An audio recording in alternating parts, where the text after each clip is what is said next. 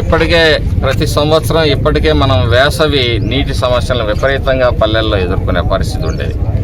ఈ సంవత్సరం ఆ పరిస్థితి లేదు, అంత తీవ్రత లేదు. అంటే భూగర్భ జలాలు పోయిన సంవత్సరం పడిన వర్షాలు పైకి రావటం మూలంగానే మరి ఈ సమస్య నుంచి మనం బయటపడగలిగాం.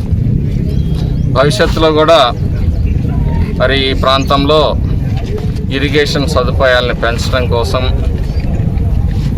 మరి వరికపూడిసెల ప్రాజెక్ట్ లాంటి ప్రాజెక్టులను కూడా తీసుకురావటం జరుగుతూ ఉంది. వరికపూడిసెల ప్రాజెక్టు మీద ప్రతిపక్షాలకు కూడా సరైన అవగాహన లేకుండా మాట్లాడుతూ ఉన్నారు. అనుమతులు వచ్చేసాయి, మొదలు పెట్టేశామని మాట్లాడుతూ ఉన్నారు. అసలు ఇప్పటికీ పూర్తి అనుమతులు ఈ రోజు కూడా రాలేదు. ఈ వాస్తవాలు తెలియకుండా రాజకీయాల్లో ఎలా ఉన్నారో నాకు అర్థం కావట్లే. ఈ రోజుకి కొన్ని అనుమతులు రావాల్సి ఉంది. అవన్నీ వచ్చిన తర్వాత అప్పుడు టెండర్ కాల్ఫర్ చేయాలా, అప్పుడు వరికపూడిసెల ప్రాజెక్టు అనేది నిర్మాణం చేపట్టాం.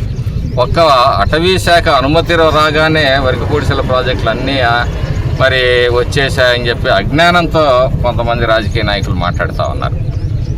ఈ రోజుకి వాటర్ కమిషన్ పర్మిషన్ రావాలి, ఎన్విరాన్మెంటల్ పర్మిషన్ రావాలి, ఇంకా 2-3 పర్మిషన్లు రావాలి. మొత్తం 8-10 పర్మిషన్లు ఆ వరికపూడిసెల ప్రాజెక్టు మీద రావాల్సి ఉంది. కాబట్టి